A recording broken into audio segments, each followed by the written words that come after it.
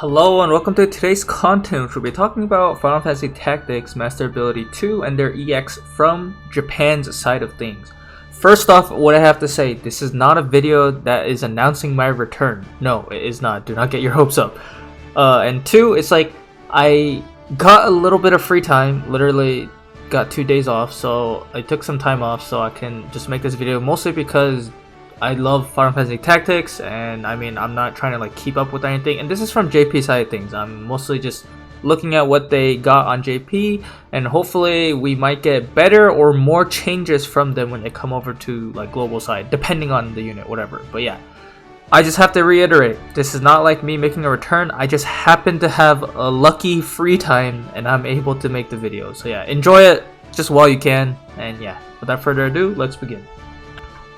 So here we are for Agrias, and yeah, I put her first because her name starts with the A, and here we are. For her stats, outside of all that, which look pretty good and clean, the base stats, most importantly, is that she has a base stat of 4,377 HP, which is good for scaling, and she has 187 luck, which is definitely on the higher end, well, like, better than average end for luck, which is very nice to see.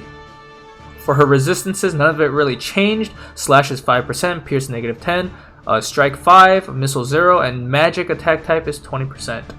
Most importantly, what I think is one of the most best changes out of all of the all the Final Fantasy Tactic units is that her MA1 was originally just single target 15%.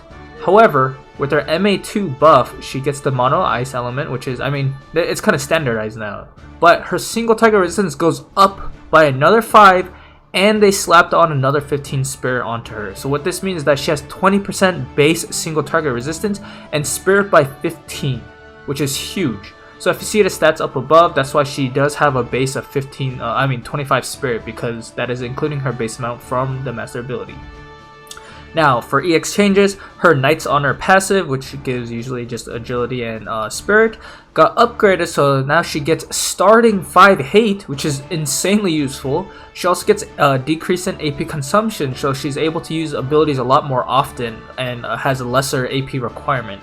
On top of this, if you think about it, if you do use this passive, which you definitely should, that means she does have a total base of 37 spirit if you use it alongside her base stats. So yeah. Next, another very important change is going to be Judgment Blade. It got basically upgraded so that it now dispels auto revive before hitting, and then after it hits, while it's hitting, it also has a flat 30% higher chance to hit, and then it still has the stop chance on it as well. Most importantly for this are the two things. It disables, it gets rid of re-raise, which is huge, and the second part is that it has a higher hit rate now, so it helps hitting against units that are evading in general. So this is very nice to have. And lastly is going to be her new EX ability, which she can break a physical barrier on a target and dispel protect from them. So it's going to be very useful for her. I will say though, since it is only single target, she'll probably prioritize Judgment Blade more often than not. Now, let's talk about the 4 pros. She is still the status element queen. She still has access to confusion on her limit break. She has disable on North Swing Strike. She has stop on Judgment Blade. She still has silence on, Hollowed Bolt. All in her base kit. She is still going to be status element queen. You know for sure. I am very not happy that she's making a good return and with her buffs that she got, because I hated her in the past when we had before EX, because she was so freaking annoying to play against because we did not have any good fire units at the time to kill her very quickly. So yeah, having her to deal with all her status ailments again, I am not very excited about that. Another good pro is that she has a base of 20 single target resistance. Do you know how crazy this is? Any units that rely on single target abilities to deal most of their DPS, like Agrias, he has to use his single target limit break for his, to set up for his tracer. He has a significantly less chance of using it against Agrias because he will prioritize damage from his AoE abilities instead. This is just an example, and people will be like, oh, I mean, you could just like overcome the 20%, right? But what if they stack it to 40% because of just one vision card? See, now you see, having a base amount of 20% is not a small matter. It's very big. Also, with her, she has a good base luck. 187 base luck is very, very good. Her total is only 233, which is it's decent. It's not really too great. So if you at least build her for accuracy and as an item and like possible room build, Judgment Blade can hit accurately and demands units to have status resistances. Basically two things. One, they have to have high enough evasion, which it's not too hard for like, you know, most light units, you know, like Violet, Elena, Locke, like them. But they now also have to demand a stop resistance because she is coming back with the freaking annoying Judgment Blade tech, which is just being a status bot. It's very, very annoying to play against. And lastly but not least for her pros is that with a total of 37 spirit with her Knight's Honor passive and her magic attack resistance, she's going to be very good into mages. On top of her statuses, which can land much more consistently and just more reliably on higher faith units, which are mostly mages, she is going to be a very good anti-mage. She basically has a different approach to anti-mage compared to Celis. Celis, she is reliant on two things. Is one, they have to have reflectable magic. That's one. And two, it has to be she has good tanking stats overall, but she is not the same as Agrias because she relies on her protect and shell, while Agrias relies on her single target resistance in that situation. So yeah, they do a little bit different things, but they can be used for the same reasons. But yeah, Agrias is gonna be a very good anti-mage, and because of her statuses, she can destroy some people who are not ready for it. And the 4 cons. So, Judgment Blade, still as much as it's freaking annoying to play against, even more now because it could disable re-raise and has a higher chance to hit evasion units, at least it still requires flat ground to hit for height. I'm very glad they did not change that, because if they changed that, that would be literally one of the most broken abilities in the game. Second off, while her attack stat can climb because of with her passive and builds, you know, she has a chivalry's like pride or something that can increase her attack by 30%. At least she is lacking some other tools such as like defense penetration and slash penetration. So as much as she did decent damage in the past, even though you built her as a tank, now because of EX and Master Ability 2, she has to kind of respect that she cannot deal like that type of tier of damage any longer. Like she has to kind of stick to what she was good at originally. Another con is that she has no AoE resistance, means she is a huge target to AoE oriented DPS such as like Setia or Violet. Setia loves using her barrage and her limit break, you know, loves that big AoE. Violet, same exact thing. She uses Displacer or a Vorpal Blade. She will spam that AoE to like high heaven, and that means Agrias has a much less chance of mitigating that type of damage because she has focuses on single target damage. This is not saying that single target resistance is bad. It's just because she has no AoE resistance as a base unit, that is going to be a weakness of her because she has to rely on one of those resistances. Lastly but not least, with her base stats of luck plus Judgment Blade, it will not be enough to hit evasion units consistently. She will at least need to commit some vision cards and or gear and or rune sets a bit more, but the push can be made. Basically because she has that plus 30% hit modifier, as well as having a good base luck, she can definitely hit a good threshold of accuracy. However, without it, do not expect her to reliably hit evasion units because just as a base unit with plus 30% from Judgment Blade, she will not be hitting them very consistently, and it has to be specifically with Judgment Blade. You can obviously make the adjustments for it so that she can hit, but yeah, it can be made is what I'm trying to make for the point. And yeah, that's what I think for Agrias. And her ranking, I gave her the best ranking out of the 4 units from the Final Fantasy banner. She is the best one in my opinion because she is just too good in usability, and she's always reliable for it, and it's always worked. That's why I give her the best rank out of the 4 of the FFT banner. Here we are at Sid, Orlando Sid, Thunder God.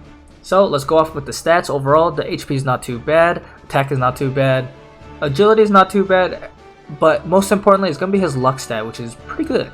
So let's talk about his base stats first. He's going to have 3,545 HP, which is on the bruiser end is actually not bad. It's like kind of like reminding me of almost like Esther. However, you know, obviously we all know Esther is kind of giga pumped on HP in that situation. He also has a very high attack stat as a base amount, which is 395. Agility is 55, which is not too bad. And here is the ironic part. He has a good total luck of 269, but his base luck stat is actually kind of mediocre. It's not too bad. It's just there. It's all right, which is at 169. From his master ability, and this is very, very good. It's gonna upgrade some skills, but most importantly, he's gonna get the mono element, and then he's gonna be increasing his own defense penetration by 30%, and then slash, missile, and magic percent he gets 10 through 15%. As you can see, those are his status resistances after his master ability is added to it. So he has a base of 30% slash resistance, 10% to strike, 25% to missile, and then only negative 5% to magic. So as much as he is weak to magic attack types, he is not too bad against it now. I mean, obviously you're going to be using the Thunder God passive, which will lower even more, but at least it's not like negative 20 or 30 or something like that. So let's go for his abilities. Crest of the Black Lion, usually it was just it wasn't even used actually that too often because it had a horrible AP generation. But yeah, this one used to just give you 40% attack, and then you get a few resistances to some statuses, which is not bad for 3 turns.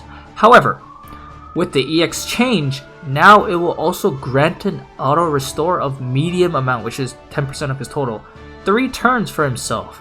On top of this, while this is going off with the buff, the Crest of the Black Lion will also provide AoE resistance of 40% for 3 turns, only while his HP is 70% and higher while he has this buff on, which is huge. In terms of AoE resistance, 40% is huge. Why? Because lightning element can either use the lightning character, FF13, vision card, or he borrows vision card in the party, and he can be at a total of 60% AoE resistance before anything else, and this is only with his Black Lion buff on. This is huge, meaning he will barely take chip damage because 60% is another tier of mitigation.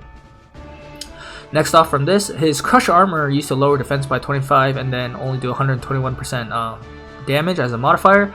It is now changed, so it still lowers the defense by 25. However, damage modifier got changed to medium, so it now hits for 165% and it has a 30% higher chance to hit, which is very, very nice. This is much better because it's going to be hitting harder and it will be lowering defense at the same time. So Crush Armor really is going to be crushing armor and dealing a decently significant amount of damage that is now also decently accurate.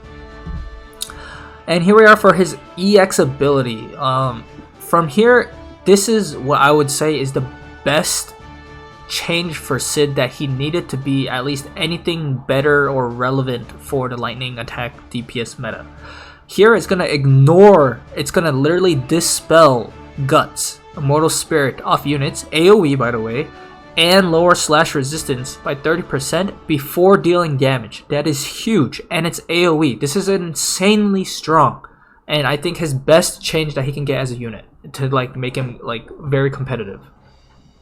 So yeah, he does get that as his EX ability. And lastly is his Limit Break. His Limit Break used to just give him haste after dealing, a good amount of damage. However, now, outside of the haste, it's also going to give him debuff resistance by 50% and decrease the AP consumption he has by 25%. So this is very nice for him because it's a good setup ability in terms of longer team fights, especially because he gets haste off on himself. So he really does become very self-sufficient. So here we are for the pros for Sid. First off is going to be his Crest of the Black Lion buff. The self medium AP generation plus 40% AoE resistance is so good. What does this mean? He does not have to use bells or AP generation as a TMR. He can focus on other things or even mitigation or even his own TMR, which I would highly recommend because it gives him a barrier for 35%. And then he can use Crest of the Black Lion. What does this mean? He has that super good barrier of 35%, and he has that super good base 40% AoE resistance from the buff itself. This means he is almost never going to die from chip damage. Just realistically speaking, he's going to be very, very beefy for that. On top of this, another benefit is that Sid's lowest damage ability is Shadow Blade now. Why? Because Crush Armor has been moved up to 165%. This is a huge change, and I'm pretty sure a lot of people did not actually realize this. They probably just thought it's more damage. However, because Shadow Blade is now the lowest damage ability, that means the AI will use it to finish targets more often. And what does this mean? Sid has actual HP sustained for himself now. For example, if Elena has 1 HP and she could be killed by Shadow Blade, just assuming it hits, and Sid hits her for 5,000 damage, he will heal 5,000 damage. Shadow Blade's special property is that it heals based off how much damage you deal. What this means is that he will heal 5k because he used Shadow Blade, and he will use it more often to kill targets if they're killable by it instead of like Crush Armor. So like, if they, like, how would I say it? It's like, how should I explain? If opponent has 1 HP, and like maybe Sid is not in range to auto attack, but he's in range for either Crush Armor or Shadow Blade, he will use Shadow Blade because it costs. Actually, I'm not 100% sure on the AP cost. I think it's actually like might be the same amount as Crush Armor or close to it. However, because it deals a less amount of damage, the AI should and probably high chance will prioritize using Shadow Blade to finish off the Elena kill instead of Crush Armor if it can, meaning he will be able to self-sustain himself in a sense. This is actually pretty big in AI change in my honest opinion. Next up, he has a high total luck, really high, but he does have a mediocre base luck. However, because of that extra base luck bonus luck he has on his panel, this gives him a very good build to build towards an accuracy build. Like, it's gonna be very good and viable. You might not necessarily go like luck percent on everything, but if you do go accuracy, he can work off his already good total luck amount, so he can be a very accurate hitter for sure. Last but not least for his pros is that AoE guts removal plus slash resistance in peril is insanely powerful, especially against certain matchups like Engelbert. Why does everyone hate Engelbert? 2 reasons why. Super insanely physically tanky. Three reasons. Excuse me. He can also be quite evadey to units that have literally like horrible accuracy. And lastly, because he has guts. What does this mean for Sid? He can remove the guts and reduce slash resistance so he can deal more damage. This is very, very nice, like as a tool just in general. I'm not saying specifically it's going to be a counter to Engelbert, but it's very useful as a utility ability that still does good damage and a slash and peril on top of it. And dispels guts, which is just very, very good. I'm pretty sure a lot of people understand what I'm saying from this already. It's very, very good. Now, let's go to the cons. The one biggest problem I have with Sid is that he has to compete for a DPS slot with other powerhouses of lightning. His only real biggest benefit and uniqueness is gonna be the removal of guts compared to the other lightning units right now in terms of mostly melee, not melee, but like physical DPS, because Renan obviously has like his own type of thing, but I'm talking mostly for like compared to like Cloud, Esther, like Ibarra, that type of stuff. Excuse me. Another thing, there's actually a disruption in Sid's AI depending on your situation, usage of abilities and accuracy, as well as vision card setup. Why? Global side has Esther's vision card and Igaion and Exorist to have higher slash resistance penetration. Excuse me. What does this mean? This does mean that if Sid can deal much higher damage using a different ability because he already has slash penetration, he won't use his EX ability that can imperil slash resistance. In certain situations, this could mean his limit break, or he'll use like divine retribution. He can use other tools to deal more damage instead of using that if you accidentally have a bad setup on him. Additionally, if you literally pump 0 accuracy and 0 luck onto Sid and you're trying to hit an invasion team, he might not even use his AoE abilities. He might just go default to Crush Armor because it has a higher accuracy of 30%. Keep in mind, Crush Armor is only single target. So yeah, it's unfortunately he does have to kind of like work on that. Third off, due to his poor innate evadability stat in EX time, what I mean by this is that Sid's old survivability is going to be significantly reduced in viability. Why? Back in the day, we used to just slap on Sage's hat on him and Excalibur and just go Illusion and have him be really evadey, or like decently evadey, you know, you have like a 40-30% chance to hit. However, this aged poorly into the EX meta and EX phase because, excuse me, got something stuck in my throat. Sid now does not have any modifiers for evasion. 2, his base luck is not going to go any like crazy like compared to like evasion units. And 3, his only real evasion options is going to be illusion from his samurai subjob, as well as using Blade Soul as a passive. compared to units that are top tier for evasion, such as like Elena, Locke, Violet, he pales in comparison, especially on vision card setup, to be the same level as him. You can get him to a decent amount of evasion, but it's going to be like a chump check where most people are going to be either prepared for it or it's not even going to be relevant enough at all. If you get what I'm trying to say.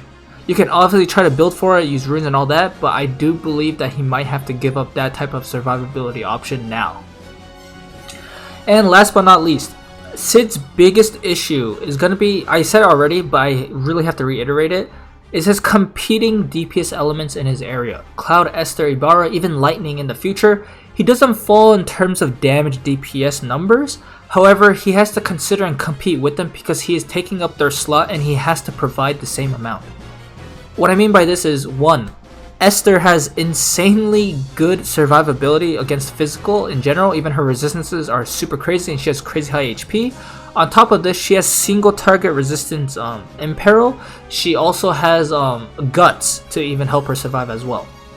She has a lot of tools to her survivability for that, as well as not falling behind in DPS.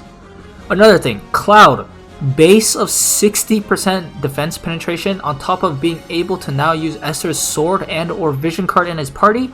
It is very, very difficult to mitigate damage from Cloud without lightning resistance specifically. And what does Sid have against that? He has 30% defense penetration, and which is literally half the amount of Cloud's. And he can fit in the same situation, but remember what I said, if you stack too much slash resistance penetration in Sid's kit, he might not even use his slash in peril, he might use harder hitting attacks instead. So you're not getting that utility out of that ability. Additionally, Cloud has a 100% hit ability with triple slash, and Sid does not. He does have crush armor, but 1, it's not AoE. 2, he does have to build towards a little bit of accuracy if he really wants to hit evasion like considerably with high consistency. He does need an accuracy build. Now, what does this mean for against like Lightning? I'll say Lightning has a good comparison to him. However, Lightning not only has multiple attack types, which is most importantly slash and missile, so she does have another option.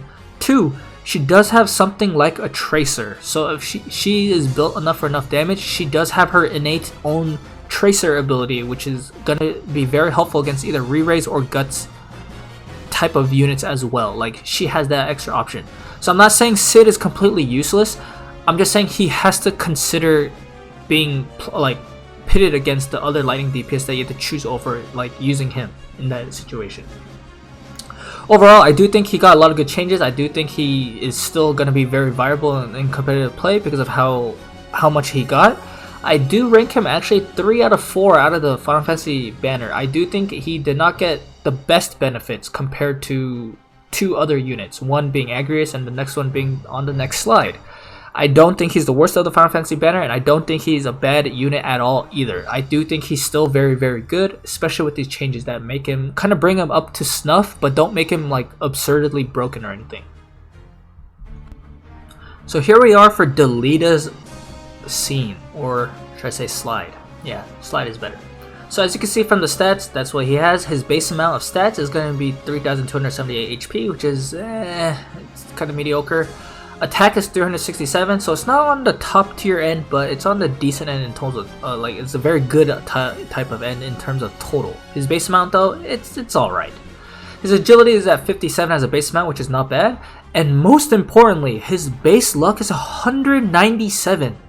That is an insanely good tier of luck stat. He is on the higher end. This is as high as most like relevant evasion units as well. He has a very good base luck stat, and his total luck stat is not even much to like scoff at either. It's not bad at all. So yeah, as you can see from his stats, he does have a good accuracy slash luck stat, as well as decently good agility. Now for his master ability, which I think he got one of the best, this is also why I semi kind of rated him higher than Sid, even though some people might hate me for that. I do think this is very good. He has a turn 1, turn 0, a turn 0 buff on himself. Well, not buff, sorry, I'm like choosing words horribly. Turn 0 barrier against physical damage for 50% for 3 times. This is crazy because of the turn efficiency this has. On top of this, He gets the fire mono element buff, obviously, nothing too much to talk about. He also gets his defense penetration by 30, so he does have defense penetration now. As you can see from his resistances, nothing really has changed here except for that he's still known to be very weak to magic attack types. Now, his acquired AP passive, which some people were forced to use back in the day just to get him to have a decent amount of AP like gain outside of using bells. It got upgraded now, so it's still 50% acquired AP, which is still good. He gets 25 accuracy, so it's like a Nightblade sub job, and he gets 40% slash attack penetration. Crazy good. What this means for the accuracy, the 25 accuracy is essentially adding almost like 65 luck, basically, almost 60 or 65 luck. It'll be somewhere around that range. So that means he's basically, you could look at him as a character that has close to like 310 luck. He has very, very good accuracy. This is not something to scoff at all. Next thing up for his abilities, Karma Blade used to deal damage and then lower fire resistance. However, they changed it now, so it reduces fire resistance and deals damage now. Considering Karma Blade is the highest, one of the highest, or is the highest imperil in the game for elemental resistance of negative 48%, you know this is going to be one-shotting certain units, like for sure. If they're not mitigating against it, they are dying absolutely. This is insanely good for him if he does get it off. And lastly, he does get a new EX ability, which is insanely good also, mostly because it solves a few issues for Delita. But one is that he can remove auto revive off targets, it's super long range, and it deals large damage. This is very, very useful for Delita. Now let's talk about the pros. Two huge issues are fixed for Delita, which is one, wasting turns for setup and AP, and having very poor range without using Taunting Blade, which puts a target on him, and he's a DPS. You do not want to put a target on yourself. What this means is that he is now able to fix his AP issue because he does not have to use a turn for putting on a barrier or anything. He also has acquired AP up as a passive that he can use without having to worry about any like losses on it, because he gains so much from using that passive now. And yeah, because of his EX ability that he gets, he can now hit far range now. He does not have to walk literally into melee range for everything. He does now have a good AoE long range option. On top of this, for his huge issues that I have to talk about, because Delita has the literal turn 0 mitigation of physical DPS by 50% for himself, there is no turns wasted for this. This means he can immediately use like bells, he can use like AP generation, he can use anything he wants, or even use his guts on his paladin sub job, and he still has the physical barrier on himself. I will make this comparison to Esther, who has kind of the same kit as Delita. However, Delita now has a turn benefit over her. Why? She has to use her AoE team buff to get her physical barrier. After that, she has to use another turn on herself to get that guts on her like paladin sub job. She has to use another turn to buff herself for increased resistances as well as the accuracy up. As you can see, Delita has the accuracy on a passive, that's 1. He has the barrier on his master ability, that's 2. He's eliminating literally 2 turns already from out of 3 turns that Esther needs for the same amount of setup effort. If you get what I'm saying, is that Delita has a very good turn order now, because he does not have to set up as much compared to other units, such as Esther, which I used for example. Also for Esther, if you do use those 3 abilities, you can also now have the choice for using a TMR for AP or something else. But yeah, you get the point. Delita has very good turn efficiency now.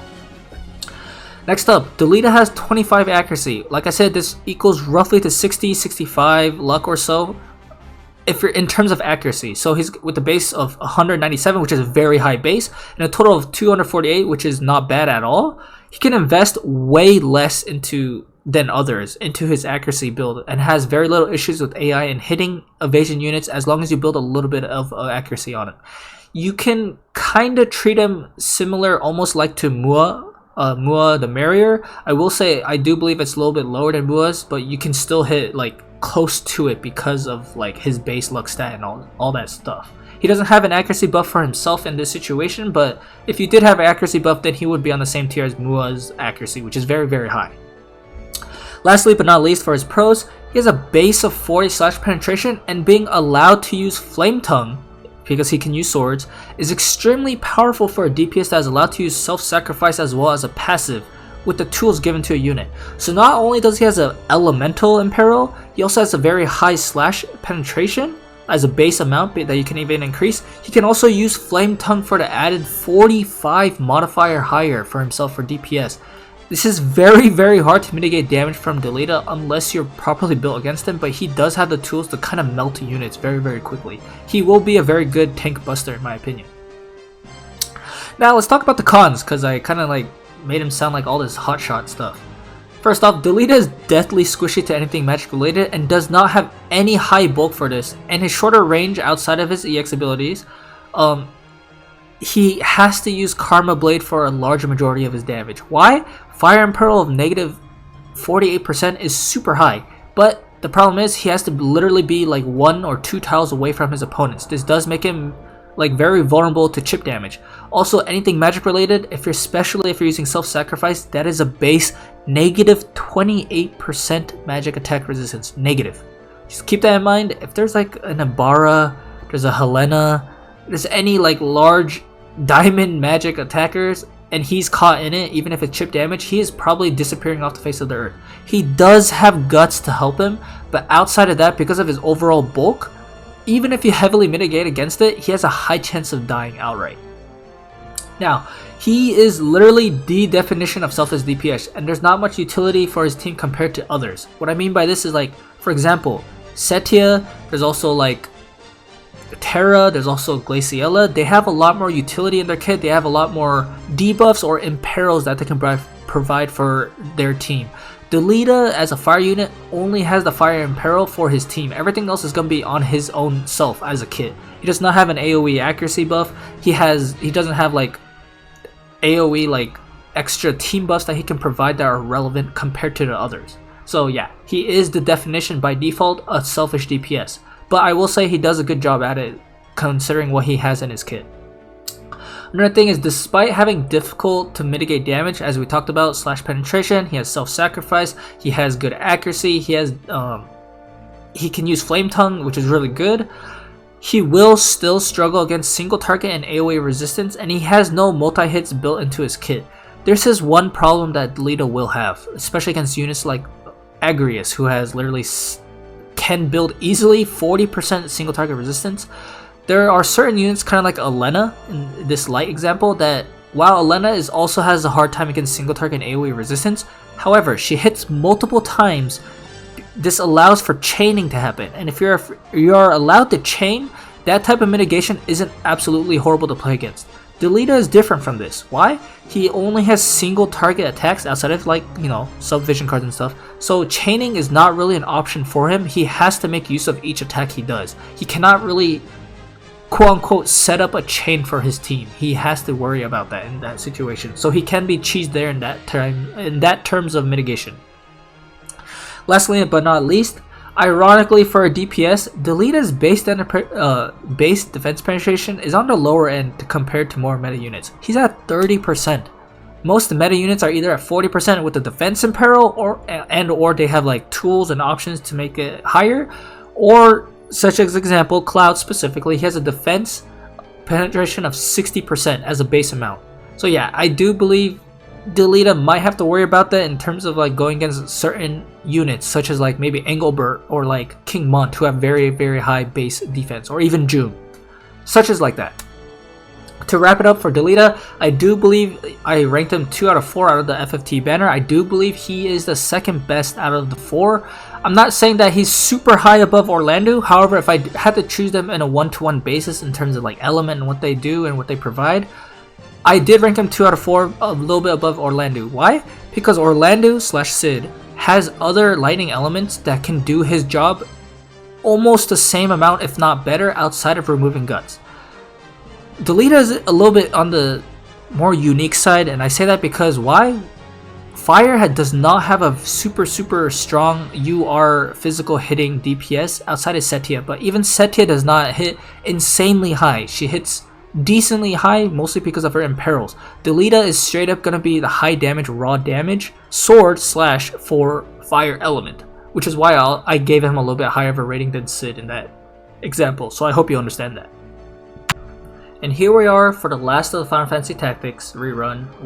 Return for JP is going to be Ramza. Now, based off the stats, we can see he has 3,140 base HP. His attack and magic stats are actually on the upper echelon of base amounts, which is 382 for attack and 371 for magic. His agility is only going to be 52, however he has a good amount on his ability board, and he does have Shadowrunner on his passive. His luck stat, weirdly, is only at 173 as a base amount, and his total is also very, very mediocre at 226. So yeah, I will say, literally just based off his base stats and total stats, he is low on everything. Not happy about how little they gave him in terms of stats. I don't know why this happened. Excuse me. For his master ability, on top of the element, mono element, he also is going to get 10 more slash attack and 20% slash penetration for himself. So yeah, that's not too bad. That's alright. We could ask for more, but they didn't want to give it to him. His resistances are still going to be the same. 50% slash, 0 to pierce, 15% to strike, 15% to missile, negative 10% to magic, which can easily be fixed with his magic, like, was it Spellblade passive? So yeah, it's nothing here is too crazy. His Shimmering Blade ability, when upgraded to EX, is now going to be AoE. It's going to lower defense and spirit by 25, and it's going to lower defense penetration of the enemies it hits up to 30%. And this is a flat amount, by the way.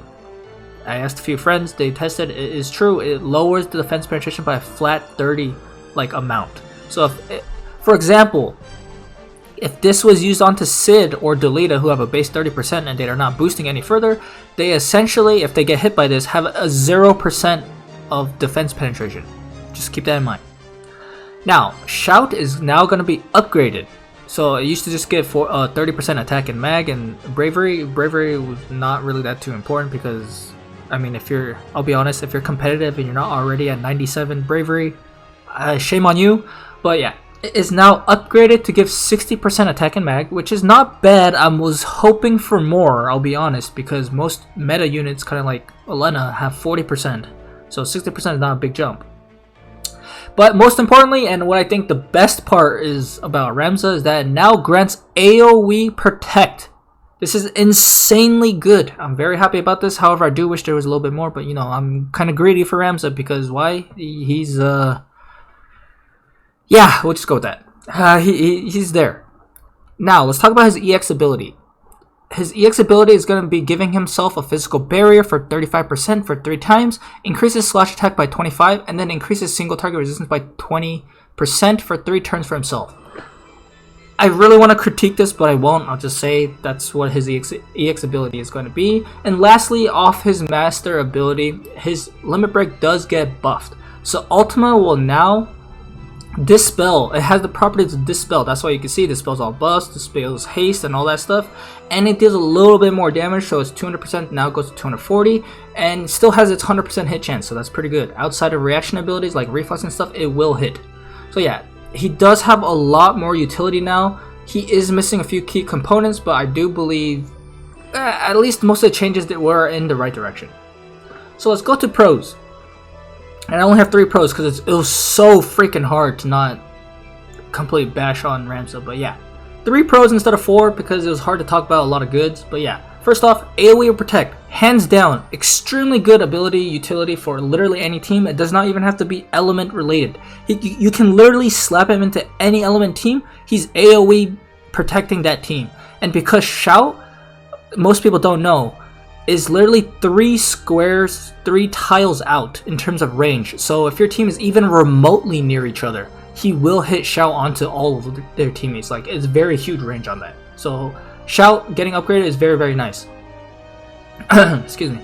Ultima not having properties of being able to dispel is a very useful utility ability, and it can't miss. You know, obviously outside of reflex and all that stuff, it can't miss because it's a 100% hit chance. So this is very, very useful against units that either rely heavily on buffs or they're hasted. Like, this will be very, very good just in general because of Ultimate. Also, with the extra added damage modifier, this is kind of nice to see.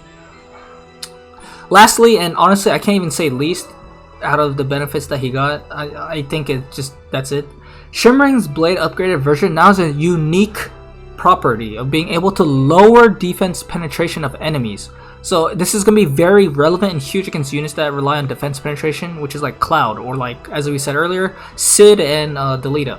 What I say for Cloud is that Cloud, most people just rock his 60% and just be done with it. However, if you had a lot of defense and then Ramza hit Cloud, he only has 30% now, and he does not cut through a lot of that defense as much anymore. So it is a unique property. I'm not going to say it's game changing, but it is unique.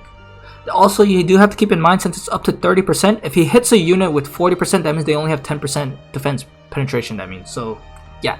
Against units that are not heavily breaking armor or defense, will not do as much damage. And here we are for our cons. Honestly, I could have added a lot more cons, but I won't because it's just a waste of time. First off, Ramza was a jack of all trades back in the day. Gumi wanted to keep that, but ultimately made Ramza very subpar and very hard to use due to his Master Ability 2 and EXs being out. What I mean by this is that outside of his abilities for utility, even with the utility effects, his stats are easily seen to be bad.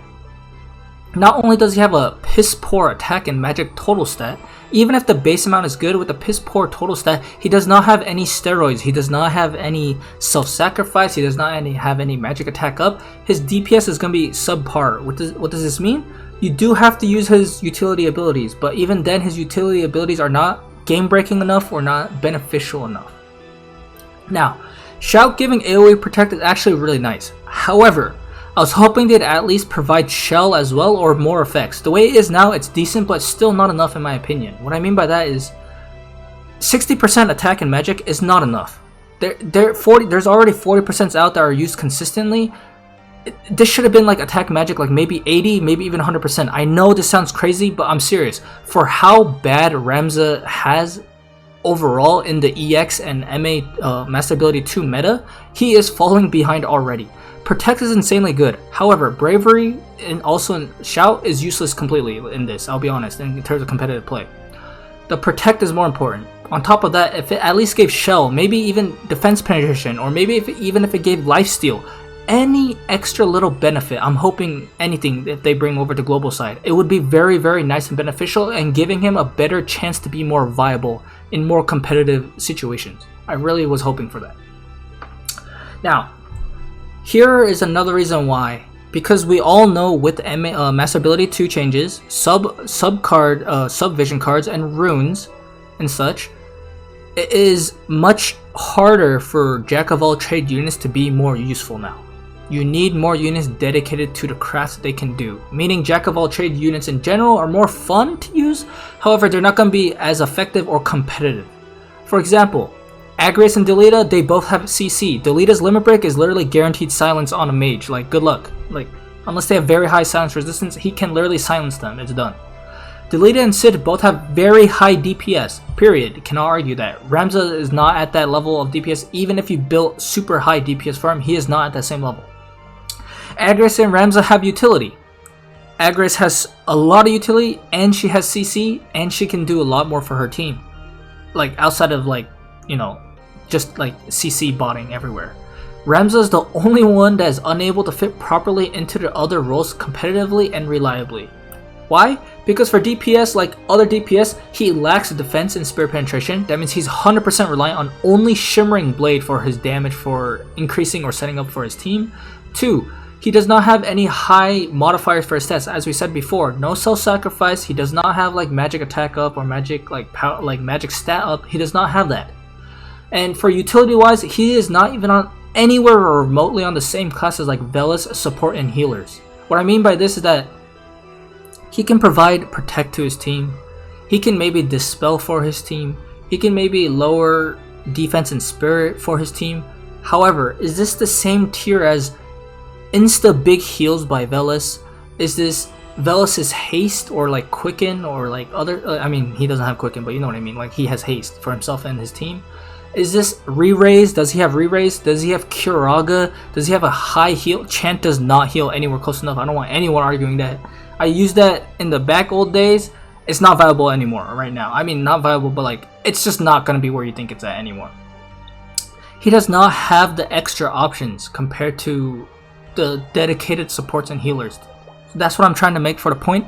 He is too much of a jack of all trades right now, and this is hurting him overall. Either they needed to super buff his jack of all trades, or just not even do enough. Like, I don't know. I don't know. Yeah, it feels horrible to just even see. Also, ironically I said there's only 4 cons, but I actually put 5 and I just miscounted. But yeah, I do have to say, Ramza's EX ability grants a physical barrier, but it's only 35%. Are you joking? For a low modifier mitigation, being only for physical damage is really freaking bad. Why is it not at least, if it's 35%, why is it not at least to all damage? Or if it's only to physical, at least make it 50%. Why is it 35%? Why is he getting these scuffed amounts compared to other units? Delita has 50%. Even Joker has 35% barrier. I think it's to all damage. So it's like, why does Ramza get scuffed in this example? And yes, he does get the slash attack up and single target resistance, but let's be honest, like, he's not going to be tanking. I know he's probably going to be getting hit by AoE overall. Like, it just feels awful, man. I don't know. There's so many issues and so many like little loops and holes that he has right now that I'm not happy enough for how much he got. I wish he got more. Last but not least, Ramza got a lot of modifiers for slash and light. Remember what we said? He got 10 more slash attack on master ability. He got slash resistance penetration, and he got the mono light attack buff. Ironically, none of these on his master ability, literally none, zero, zilch. None of these give any benefit to his limit break, which is Ultima, his highest modifier attack, any benefit at all. He did not get anything from his master ability onto this. This is so stupid. Like, I don't know. Because Ultima is non-elemental, he does not get any of the light attack on the mono element. 2, because of this, he got all this slash and slash penetration. He does not have any magic attack penetration. You have to have either runes or a vision card on their end. What is it?